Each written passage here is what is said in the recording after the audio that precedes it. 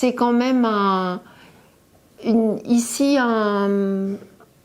une parenthèse qui est intéressante pour ces patients, qui plus est à l'adolescence comme ça, où il y a la possibilité aussi de pouvoir dire quelque chose autrement que par les mots.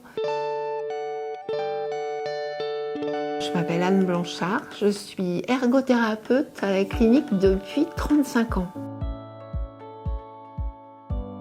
C'est une pratique qui s'appuie sur la matière, l'idée d'aller à la rencontre de la matière, et qui dit rencontre, il y a tout un processus qui se met en route. Et qu'est-ce qui se passe quand on peut être surpris, on peut être déçu, on peut être très content de ce qui se passe, et c'est tout cet accompagnement qu'on propose à l'ergothérapie.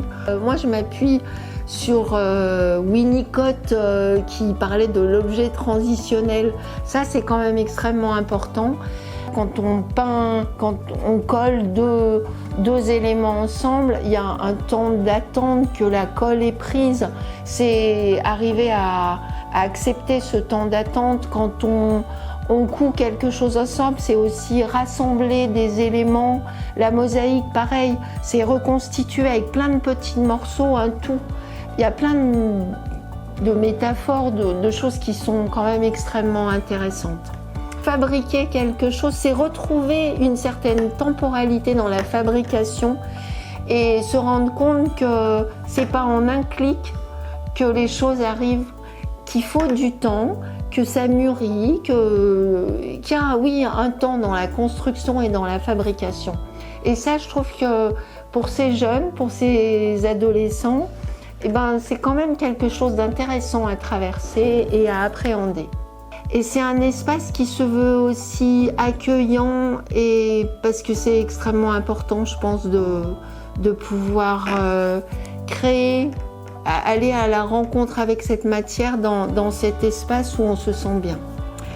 C'est apporter un regard sur ces patients, c'est les accompagner dans cette rencontre. Comme on reste un soin, ça s'inscrit dans un soin, et comme pour le SSR, comme l'ergothérapie est sur prescription médicale. Alors tous les matins, on commence la journée par un staff dans les services, dans les différents services, où on rencontre les équipes soignantes, alors infirmiers, infirmières, médecins, psychologues, assistantes sociales, la cadre, la neuropsycho aussi, et où là c'est un échange pluridisciplinaire. Et ça, c'est une grande richesse de la clinique aussi, de pouvoir encore travailler en équipe pluridisciplinaire élargie comme ça. Ça, c'est une grande chance qu'on a.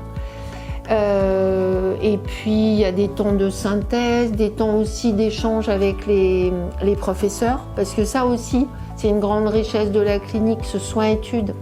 C'est quand même pas rien, ça. Essayer de tisser aussi des liens, de collaborer avec les professeurs. Et puis voilà, des temps d'échange informels aussi.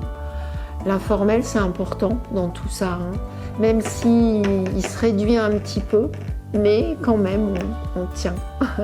On essaye de maintenir tout ça.